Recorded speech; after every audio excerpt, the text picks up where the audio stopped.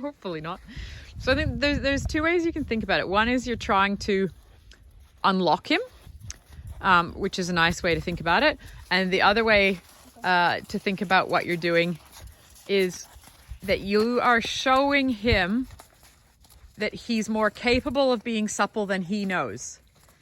So it's almost like you feel like he says, I can't do it. And you're saying to him, let me show you that you can do it. Yeah. Which I think is a real thoroughbred thing of them being wooden. And I guess it applies to a lot of horses, but I feel like it really applies to the thoroughbreds. Like they have a very willing attitude, but they don't know that they can be supple. So you're trying to show him that he can be supple. Okay, let's change direction because you've just done this way a couple times. You can ride change of direction through your circle.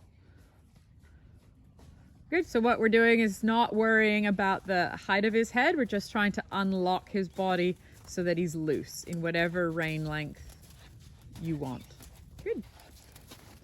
So every time you want to move him around you or bend him around your body, think about the flexion and bend aid being up to 3 seconds of increasing pressure. And he's got to follow your inside rein around towards your inside leg, bending around your inside leg before you soften. So it's not an on-off, which he just kind of works against. Good, fix him, fix him, fix him, fix him. Now watch your right hand come around your body a bit more. That's it. Yeah, you just went to go indirect rein. Good, so if he's resistant to the bend, you bend him for 3 seconds of increasing pressure around your thigh, and then you let go. Great.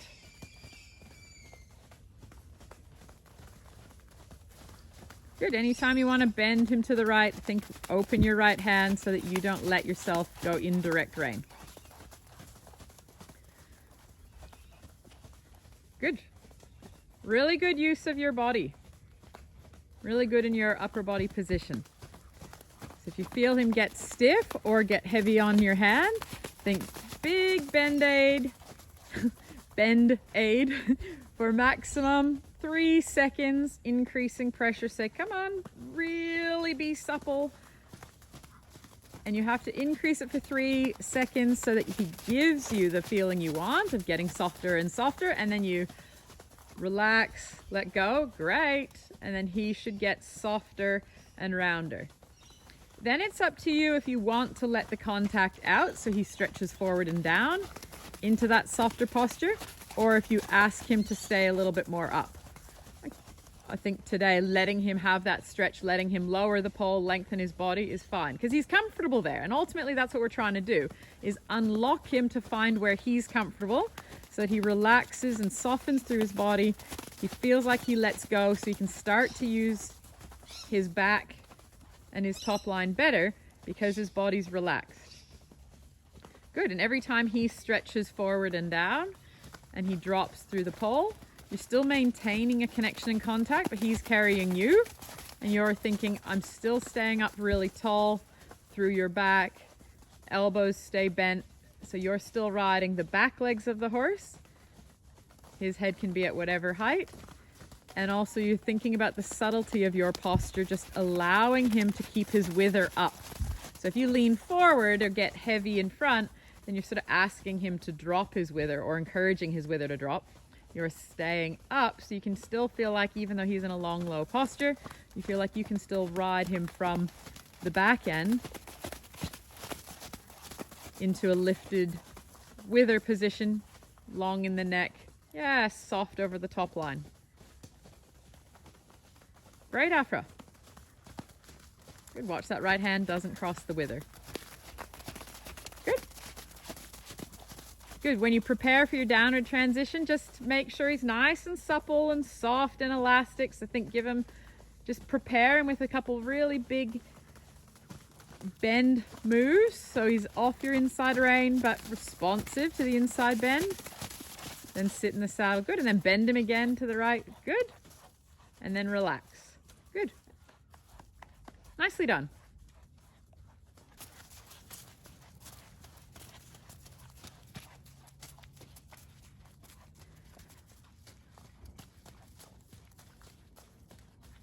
So a good correction there to get a bit more power in the walk, not worrying about the height of the pole at this stage. But yeah, he's got to feel like he's taking you somewhere a bit here in the walk. Good. Want to see that nice big over track. And then keeping the forward, we want him to be a bit more supple in that bend around to the left. So just watch there when you went to do your left bend. Watch that it's not like a bend off, bend off, bend off. I want you to go bend more, soften, let go. Good. And then push him forward and say, yeah, but keep walking. Yeah. And then we put that together a little bit more because he looked a bit resentful rather than really like responding. Yeah. So we just do it again to make that a bit better. So you have up to 3 seconds there. Come on, you really got to bend here. Soften through your body. Good. Then you get to let go. And then he uses his body better and say, but keep pushing. Good. Now, when you've done that a couple times, you're waiting for that feeling to go. You need to be able to unlock him by using the bend, and he's got to stay pushing. If every time you relax the rein when you're allowing and he backs off the rhythm, that tells you you're going to have a bad transition to trot. Yeah. So you're trying to fix that in walk before you even ride the upward transition. So you go, come on, you've got to be a little bit softer, but you've got to stay forward in this movement. Then when you feel like you've got that and you've said, okay, he responds when I give him this bend aid, and the response is he gets softer in his body and he relaxes. So he's long in the neck, but he's pushing into your hand. Then you take that feeling into trot. So you prepare the transition by getting him unlocked by bending him. Then in the transition itself, you continue to bend him. There he looks locked onto you. And then his head almost goes a little bit left, right, left, right. Yeah. So then you're going to maintain your bend aid so that you've unlocked him into your transition, sitting trot through the transition, then rise as soon as you want to. But I think it's better when you just ride the transition itself sitting. Okay. So you still keep riding the unlocked feeling in the horse. Good, it looks good there. There he looks properly unlocked. There he goes to resist again. Now he looks like he's heavy in your hand. Oh, then he loses his balance. Let's do that again. It wasn't horrible, but you've done better. Yeah. Good, there the walk backs off. He's lost all of his impulsion. And then you put your leg on and that's his response, right? Yeah. You put leg on and rather than actually going, he just goes hollow. So that's what we're trying to break down and go, it's not about, the answer is not that you chuck your head in the air and go hollow. The answer is that we unlock your body and then you push into a softer, rounder frame.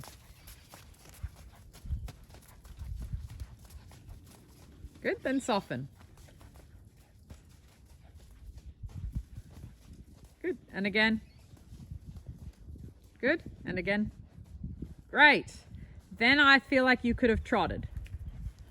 Keep that feeling the transition so that you don't let your body go stiff in the transition. Otherwise, he has no choice really but to go stiff. Bend him around and trot all at the same time.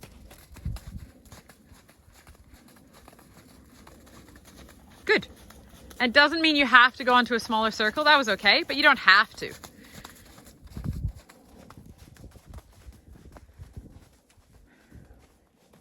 Good. So your posture's staying nice and tall, elbows stay bent. Feel like you're drawing up through your spine, so you sit over the back of him. Good. This stage, his pole and his head can be at any height, as long as he feels like he softens and relaxes when you ask him to. Good. He follows your inside rein. When you give him a big ask for the bend, he gets softer in his body. Great.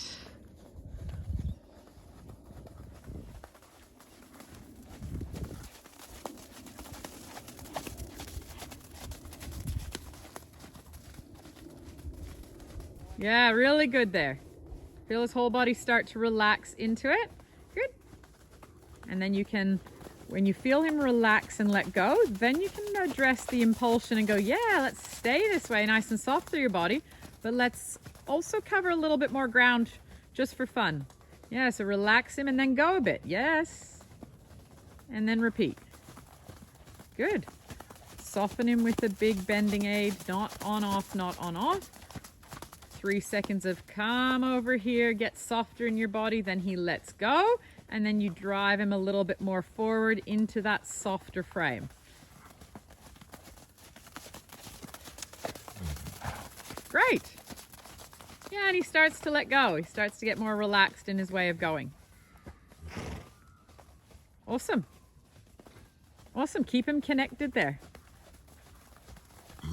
Yep. He can have his nose on the sand and be in a really long, low outline, but still be lifting up over his back and still connected to your hand, even though your reins are long. Good. When the reins are that long, also just think about using your body effectively to help you turn. Yeah, so your torso is going to guide him. The closing of your outside leg against the saddle is going to help turn him. Good. And you can still give him those big unlocking, bending aids when he's in reins that long. Doesn't matter that the reins are that long. He's still connected, still following your instructions. Good. Watch so you don't cross the inside rein. Good. Bring it around. Good. Push him off the inside leg.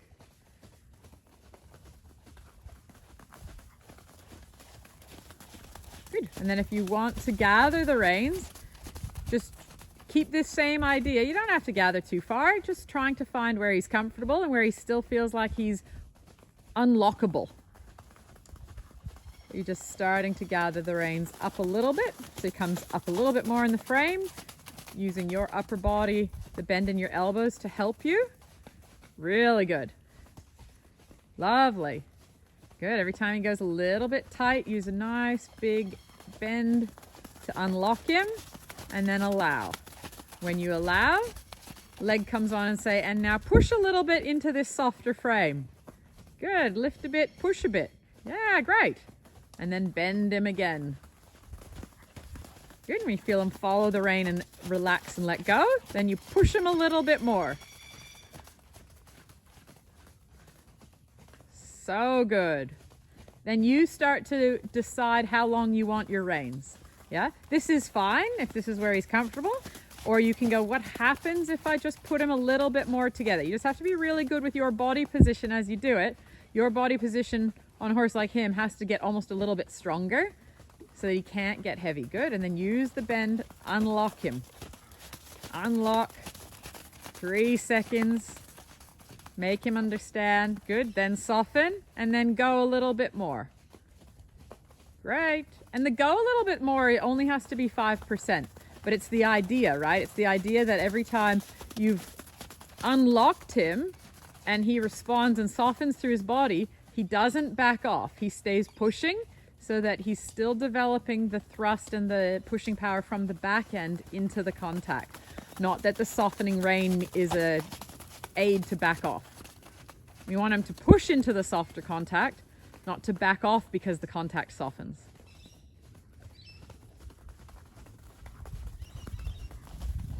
Great. Good. And see if you can soften and unlock him into a walk transition.